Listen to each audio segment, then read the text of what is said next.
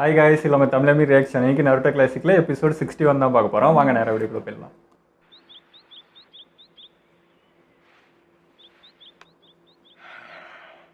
இவரா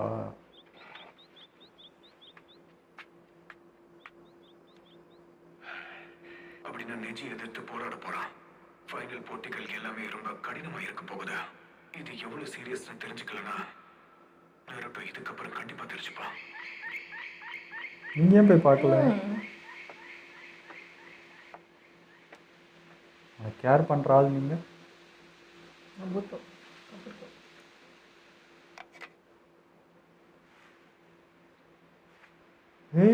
முழு திறமையை நீ வெளிப்படுத்துவேன்னு நம்பிக்கை இருக்கு நருட்டோ.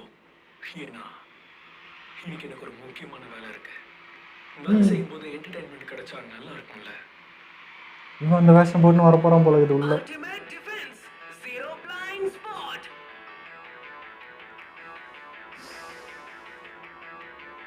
அந்த மாஸ்க் உள்ளதானே இருந்தா எப்படி? இல்லை, எல்லாருக்கும் அந்த மாஸ்க் இருக்கும்.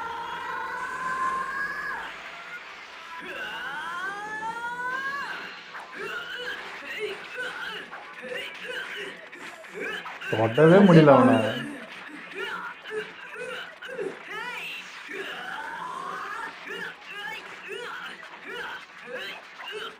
எல்லாரையும் சமாளிக்கிறாங்க. ஒரு அடி பண்ணல.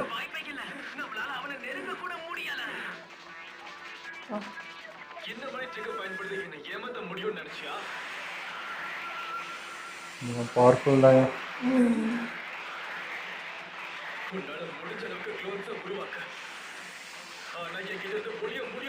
டயர்டே ஆக மாட்டேன்றாங்க. ரியலாக வச்சுட்டானா?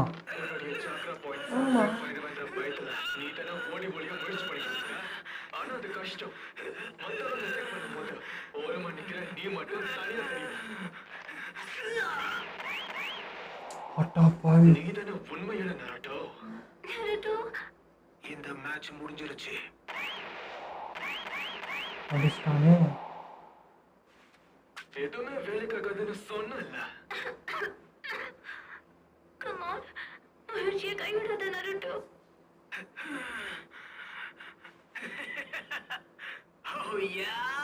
சிரிக்கிற. நான் தான் முதல்ல என்ன குறைச்சு எடை போடாதன்னு சொன்னேன்ல. க்ளோன் தான். பிளட் வந்தது. அப்பா, நானும் பயந்துட்ட ஒரு செகண்ட்.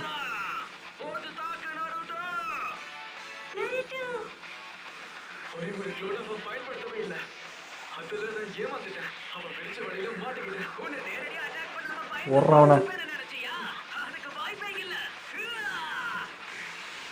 அடாச்சு தடுத்துட்டானே. தொட முடியலையா அவனை?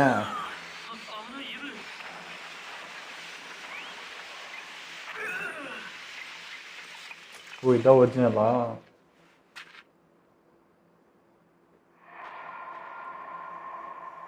அப்பா, பல்லமே ஆயிடுச்சு. இப்போ நீ என்ன பண்ண? வெற்றி அவ்வளவு சுலபம் நினைச்சியா? இங்க என்ன நடக்குது? நருட்டோ பஞ்ச்ல அவன் கதையை முடிஞ்சிருக்கணுமே. ஆனா அப்படி நடக்கல. ரொட்டேஷன். இது நெஜியோட ஸ்பெஷல் டிஃபென்ஸ் டெக்னிக். இப்போ என்ன பண்றேன்னு பாக்குறேன். வேலைக்கு அவளையடா அவங்கிட்ட. வியாக்குகான பயன்படுத்தி நெஜியோட 360 நம்ம அவ்வளவு க்ளோஸா வந்துட்டான். யாராவது தாக்குதல ஆரம்பிச்சா அடுத்த நொடியே அவனால அதை உணர முடியும். அப்பதான் தன்னோட உண்மையான டிஃபென்ஸ் அவன் பயன்படுத்துவான். இதுதான் ஏஸ் டைக்ரன் ஸ்பாம் ரொட்டேஷன். Form rotation.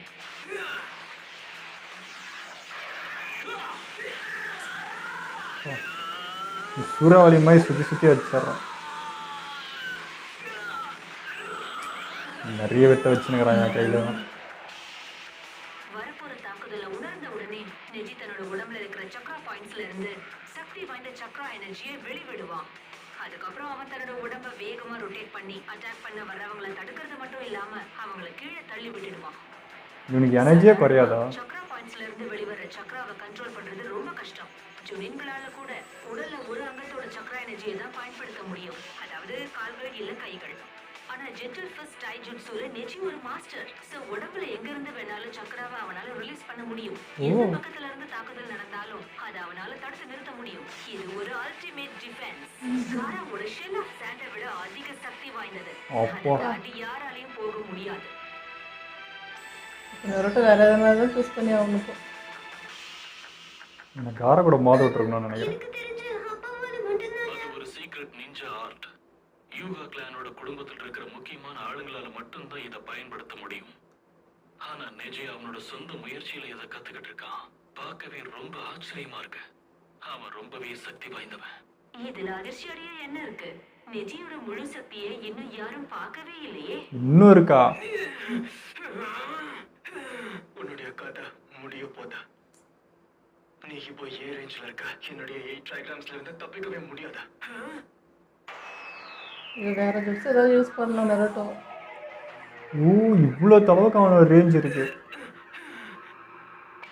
இது வரைக்கும் அவனோட இதுதான். Gentle fist art. 8 trigrams, 64 palms. இந்த ஸ்டான்ஸ் அதுக்கு வாய்ப்பே இல்லை. இது என்னடா?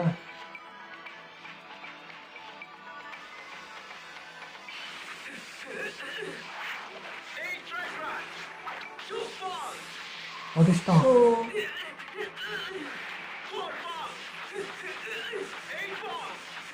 அடிச்சுட்டே இருக்காயா?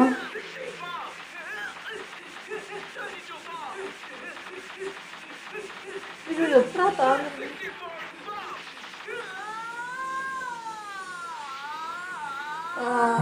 பாவி, எப்படி இதெல்லாம் செய்ய முடிஞ்சது? உடம்பு ஃபுல்லா கொத்தி விட்டாயா?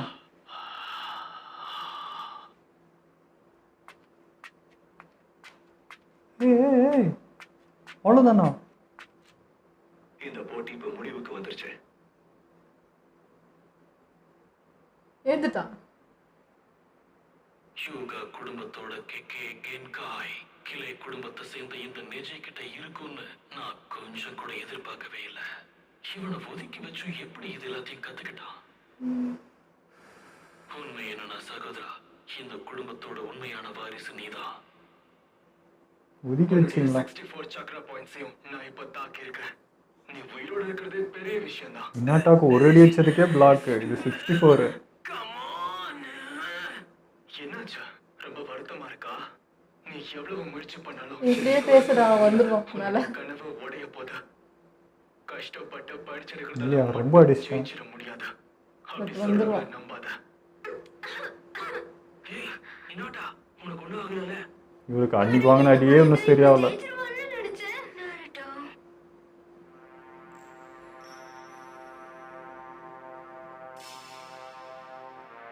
முடியுமா?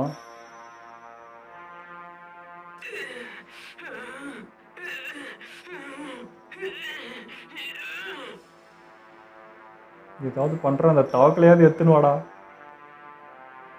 அழகா தூக்கி முழுங்கிட்டு போய் நிறைய வந்தா கூட நல்லதா இருக்கும்.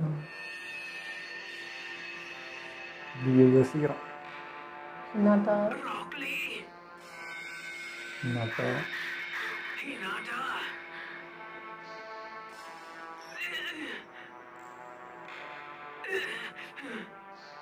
இதுக்கு வாய்ப்பே இல்ல. எழுறான். அப்பா ஒரு செகண்ட் பயந்துட்டேன். முடிஞ்சிச்சுன்னு நிடுவாங்களான்னு. இவ்வளோ வாங்கி நிற்கிறானே.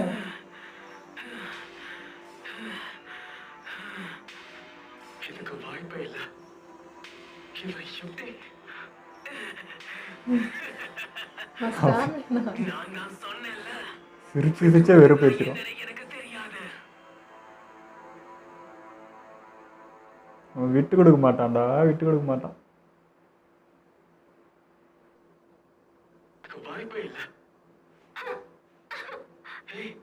உப்பு வருதா? ஒரே ரத்தமா வந்துகிட்டு இருக்கு. அதான் அன்னைக்கு அடிச்சு அந்த இம்பாக்டே இன்னும் இருக்கு.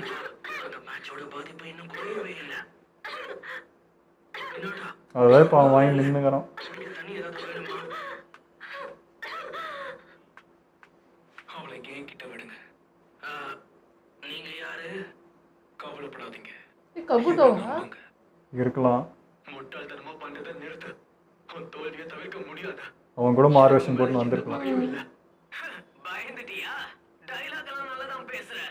உண்மை என்னன்னா நமக்குள்ள நிறைய பழைய கணக்கு இருக்கு. நீ என்ன சொல்றன்னு எனக்கு புரியல. புரியலையா? ஆனா உனக்கு எல்லா விஷயமும் தெரியும்னு நினைச்சேனே. ஹினாட்டாவுக்கு நீ பண்ணது எல்லாத்தையும் மறந்துட்டியா?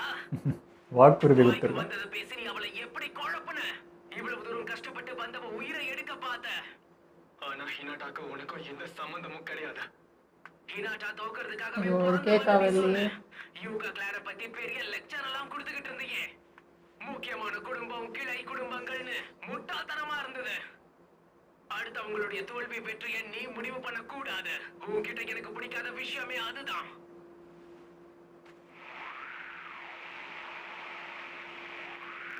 ஏய், என்ன பண்ற? கவலைப்படாதீங்க, நான் ஒரு டாக்டர். சரி பண்ற மாதிரி தான் தெரியுது. சரி, நீ ரொம்ப ஆர்வமா இருக்கிறதால உனக்கு ஒரு கதையை சொல்றேன். எனக்கு ஷுகர் கிளான சுத்தமா பிடிக்கவே பிடிக்காது.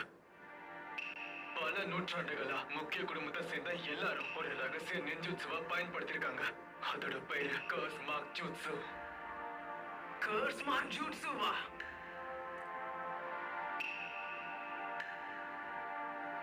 கர்ஸ் மார்க்ங்கிறது ஒரு சிம்பிள். அது கொண்டுக்குள்ள ஒரு பறவை மாட்டின மாதிரி. அந்த மார்க் இருக்கிறவங்க அவங்களுடைய டெஸ்டினி கிட்ட இருந்து தப்பிக்கவே முடியாது.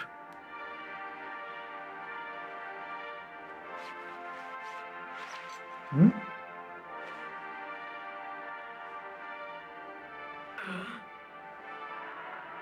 அப்படின்னா இதுதான் பச்சைமாய் குத்தி விட்டுருக்காங்க.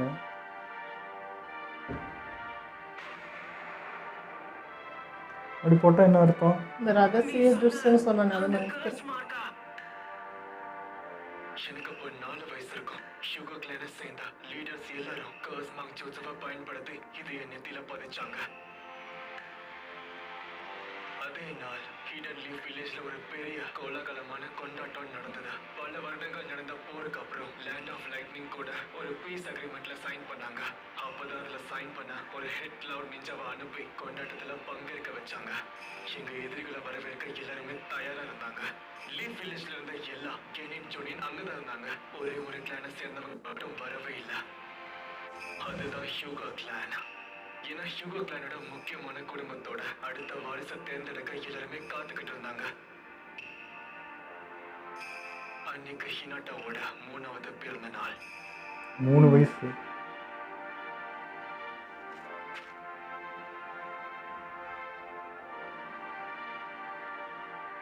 இவரை தான் பார்க்குறான்.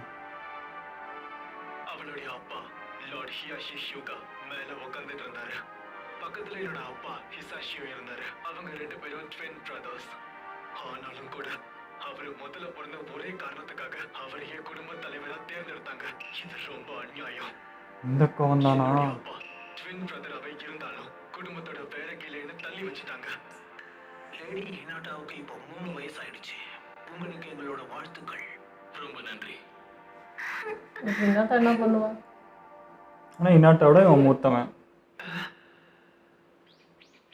அவ ரொம்ப நல்லவல்லப்பா. நீங்க என்ன சொல்றீங்க?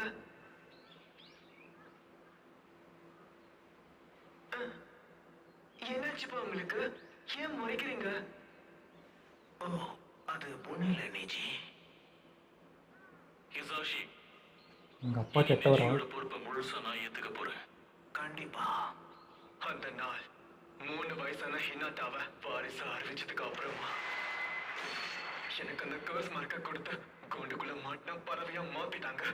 இதுக்கு காரணம் என்னுடைய அங்கிள். உங்க குடும்ப பிரச்சனை எனக்கு சுத்தமா புரியவே இல்ல. முக்கிய குடும்பம் கிளை குடும்பம் என்னதான் சொல்றீங்க? இதுல புதுசா இந்த கர்ஸ் மார்க் வேற. இதுக்கான அர்த்தம் தான் என்ன? ஒரு விஷயத்த மட்டும் உறுதியா சொல்றேன். இது ஒரு சாதாரண மார்க் கிடையாது. இது போட்டால் என்ன பண்ணோம்?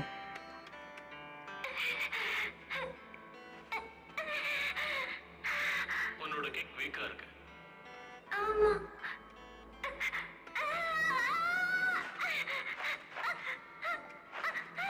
சின்ன வயசுலேருந்தே ட்ரைனிங் தான். உன் வாழ்க்கையோட அர்த்தம் என்னன்னு புரிஞ்சுக்கோ. ஹினாட்டா ஹீனாட்டாவை பாதுகாக்கிறது தான் உன்னோட கடமை. நம்ம கிளானோட முக்கியமான வாரிசை நீ தான் பார்த்துக்கணும். இப்படி சொல்லிதான் வளர்த்திருக்காங்க. ஆனா ஏன் அதுவே உனக்கு வெறுப்பாயிடுச்சு போல.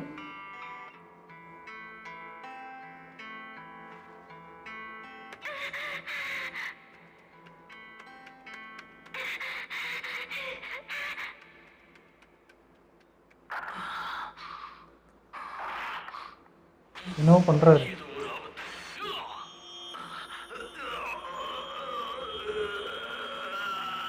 பாவி தலை வலிக்குது. ஓ, இதுக்கு தான் அந்த மார்க் போட்டு வைக்கிறதா? உன் அப்பா வீட்டுக்கு கூட்டிட்டு போ. இந்த ஒரு தடவை நான் அவனை மன்னிக்கிறேன். ஆனா இன்னொரு தடவை இப்படி நடக்கக்கூடாது. உன் வாழ்க்கைக்கான அர்த்தம் என்னங்கிறத நீ மறந்துடாத.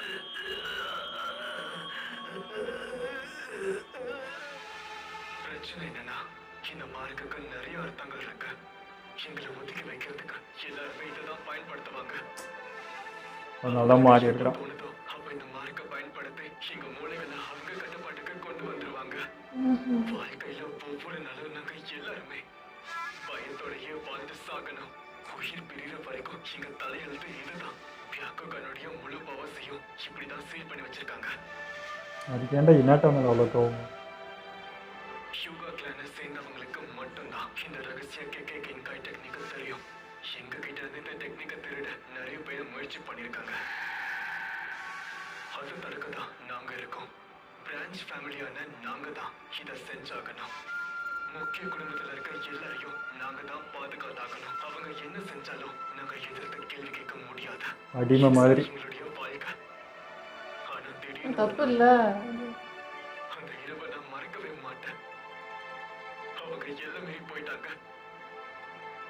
என் அப்பாவோட உயிரை அவங்க பறிச்சுட்டாங்க. அந்த நாள் எங்க இந்த வெறிதானா? லேடி ஹீனாட்டாவை கடத்திட்டு போக பார்த்தாங்க.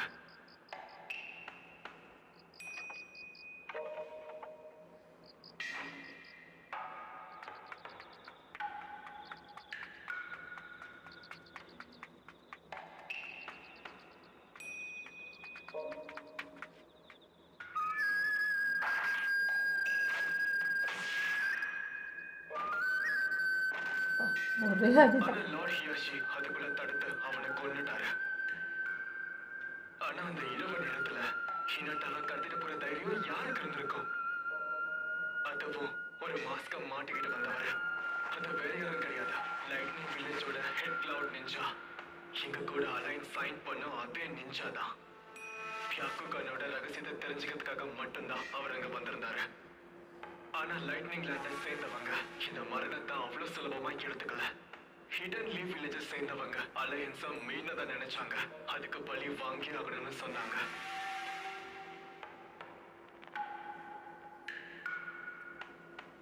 அதுக்காக அப்ப நிலைமை ரொம்ப மோசமா இருந்துச்சு. மறுபடியும் போர் ஆரம்பிக்குமோன்னு பயத்துல இருந்தாங்க.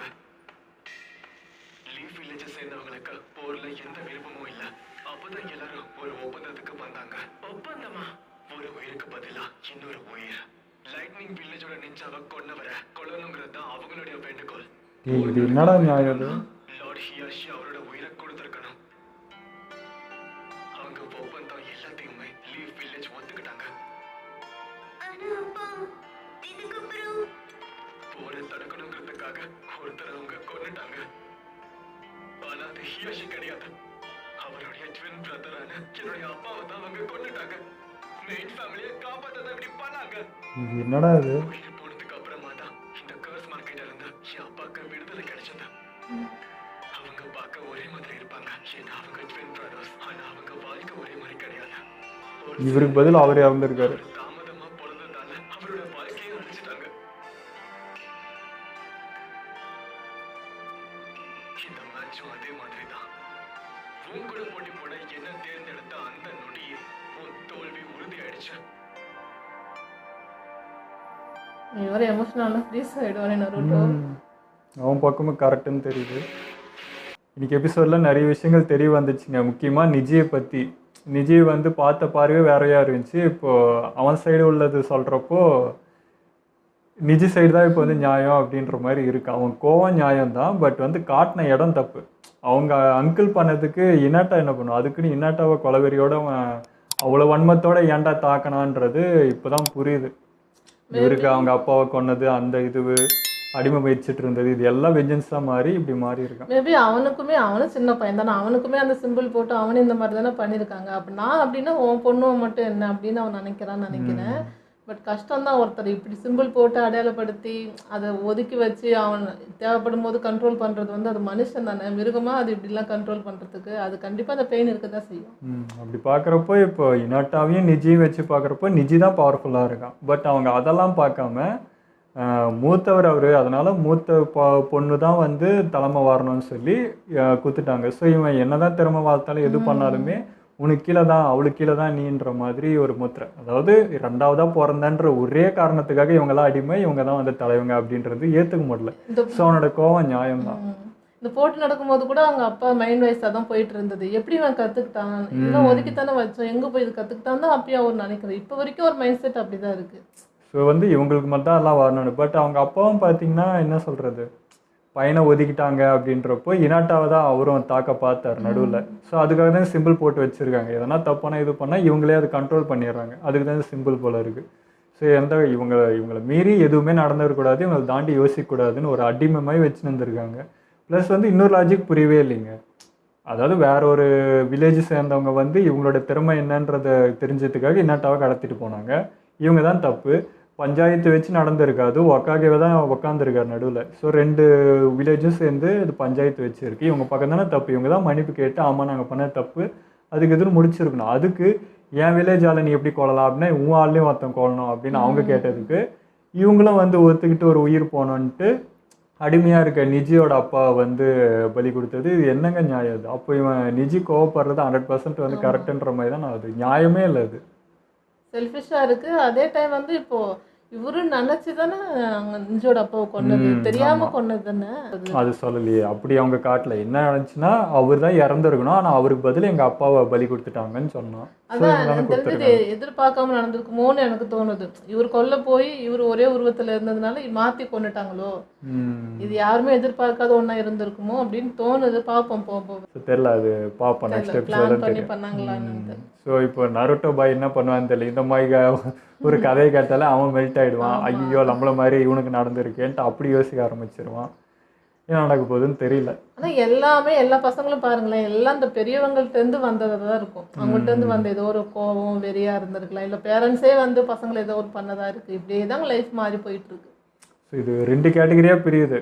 அதாவது அதே பாதிப்பு உள்ளவங்க வந்து லீ ஆகட்டும், நருட்டோ, சாஸ்கே இவங்கெல்லாம் வந்து இல்லை நான் நல்ல வழியில் போவேன்னு போகிறாங்க. அவங்களுக்கு ஒரு கைடன்ஸ் இருந்தனால அவருக்கு காய் கிடச்சாங்க லீக்கு, இவரை கசி கிடச்சார், அவருக்கு அக்காச்சி, அந்த மாதிரி இவங்களெல்லாம் ஒரு நல்வழிப்படுத்த காட்சி. இந்த பக்கம் அது இல்லாதனால எந்த நல்லதும் கெட்டதும் சொல்லத்துக்கு ஆளே இல்லாதனால இவங்கெல்லாம் வந்து அப்படியே ஒரு மாதிரி காரா ஆகட்டும் நிஜி ஆகட்டும் இவங்கெல்லாம் இந்த வழியை இது பண்ணுறாங்க. ஆனால் 2 பேருக்கும் இருக்கிற பாதிப்பு ஒன்று தான். ஆனால் இவங்களுக்கு ஒன்று சொல்கிறதுக்கு இருக்கு, இவங்க சொல்கிறதுக்கு இல்லாதனால இப்படி ஆகிட்டு இருக்கு. அப்படியே அங்கே சொல்கிறதுக்கு இருந்தாலும் நெகட்டிவாக சொல்லி தான் அனுப்பிடுறாங்க, யூஸ் பண்ணிக்க தான் பார்க்குறாங்க. ஓகே, இதெல்லாம் நம்ம வீடியோ முடிச்சுக்கோ. மறக்காமல் லைக் கமெண்ட் ஷேர் பண்ணிடுங்க, மறக்காமல் சப்ஸ்கிரைப் பண்ணிடுங்க.